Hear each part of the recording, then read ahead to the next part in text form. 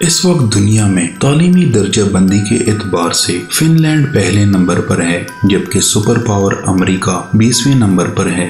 Finland दुनिया का वाहिद मुल्क है जहां मजमून नाम की कोई चीज स्कूलों में नहीं पाई जाती। फिनलैंड का कोई भी स्कूल ज्यादा से ज्यादा 195 बच्चों पर मुश्तमिल होता है, जबकि 19 बच्चों पर एक टीचर। दुनिया में सबसे लंबी ब्रेक भी फिनलैंड में ही होती है। बच्चे अपने स्कूल टाइम के 75 मिनट ब्रेक में गुजारते हैं। दूसरे नंबर पर 57 मिनट की ब्रेक न्यूयॉर्क के स्कूलों में होती है, जबकि हमारे यहाँ अगर वालिदैन को पता चल जाए कि कोई स्कूल बच्चों को पढ़ाने की बजाय इतनी लंबी ब्रेक देता है तो वो अगले दिन ही बच्चे स्कूल से निकलवा लें। खैर, आप दिलचस्प बात मुलाहिजा करें कि पूरे हफ्ते में स्कूलों में महज 20 घंटे पढ़ाई होती है, जबकि असातिज़ा के 2 घंटे रोज अपनी स्किल्स बढ़ाने पर सर्फ होते हैं। इस्लाम ने बच्चे को 7 साल से पहले नमाज का कहने का हुक्म भी नहीं दिया, जबकि हम बच्चे को तीसरे साल ही प्ले ग्रुप में बांध आते हैं। फिनलैंड में 7 साल से पहले बच्चों के लिए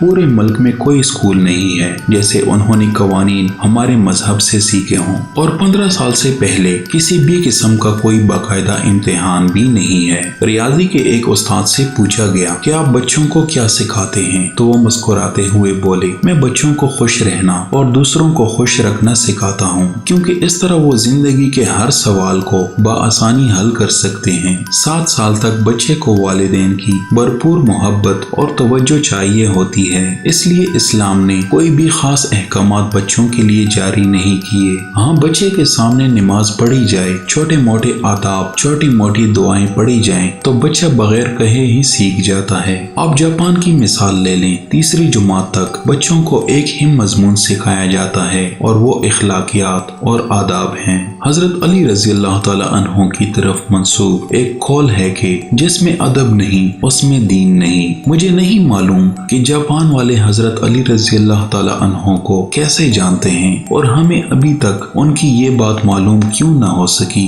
बहरहाल, इस पर अमल की जिम्मेदारी फिलहाल जापान वालों ने ली हुई है। हमारे एक दोस्त जापान गए और एयरपोर्ट पर पहुंचकर उन्होंने अपना तारुफ करवाया कि वो एक उस्ताद हैं। फिर उनको लगा कि शायद वो जापान के वजीर आजम हैं, क्योंकि उनको इज्जत ही इसी कदर दी गई। अशफाक अहमद साहब को एक दफा इटली में अदालत जाना पड़ा और उन्होंने भी अपना तारुफ करवाया कि मैं उस्ताद हूँ। वो लिखते हैं कि जज समेत कोर्ट में मौजूद तमाम लोग अपनी नशिस्तों से खड़े हो गए। उस दिन मुझे मालूम हुआ कि कौमों की इज्जत का राज उस्तादों की इज्जत में है। ये है कौमों की तरक्की और उरूज ज़वाल का राज। हमारा हाल तो अल्लाह माफ करे। कुछ दिन पहले एक वीडियो मेरी नजर से गुजरी जिसमें एक बाप अपने बच्चे के उस्ताद को थप्पड़ लगवा रहा है, वो भी बच्चे के हाथों। तो कामयाबियां कहां से आएंगी। जापान में माशरती उलूम पढ़ाई नहीं जाती, क्योंकि ये सिखाने की चीज है, पढ़ाने की नहीं, और वो अपनी नस्लों को बहुत खूबी के साथ मुआशरत सिखा रहे हैं। जापान के स्कूलों में सफाई सुथराई के लिए बच्चे और असातिज़ा खुद ही एहतमाम करते हैं। सुबह 8 बजे स्कूल आने के बाद से 10 बजे तक पूरा स्कूल बच्चों और असातिज़ा समेत सफाई में मशगूल रहता है। दूसरी जानिब आप हमारा तालीमी निज़ाम मुलाहिजा करें, जो सिर्फ नकल और छपाई पर मुश्तमिल है। हमारे बच्चे पब्लिशर्स बन चुके हैं। अब तमाशा देखें, जो किताब में लिखा होता है असातिज़ा उसी को बोर्ड पर नकल करते हैं, बच्चे दोबारा उसी को कॉपी पर छाप देते हैं। असातिज़ा उसी नकल शुदा और छपे हुए मवाद को इम्तिहान में देते हैं, खुद ही अहम सवालों पर निशानात लगवाते हैं और खुद ही पेपर बनाते हैं और खुद ही उसी को चेक करके खुद नंबर भी दे देते हैं।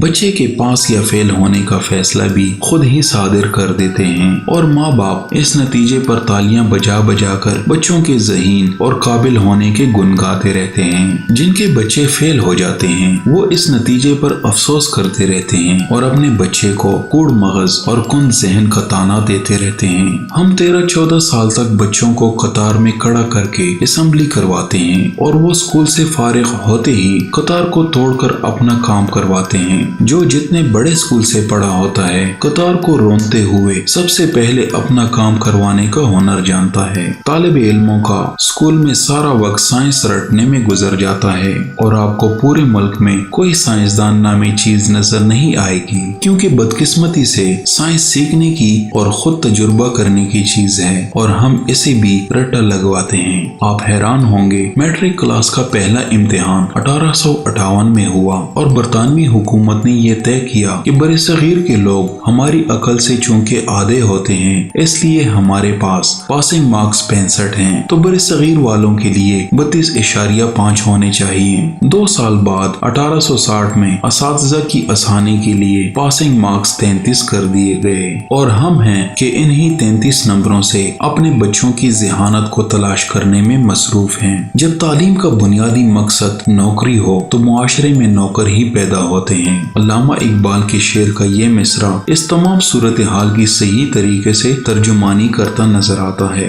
जो शाख नाजुक पे आशियाना बनेगा ना पायदार होगा।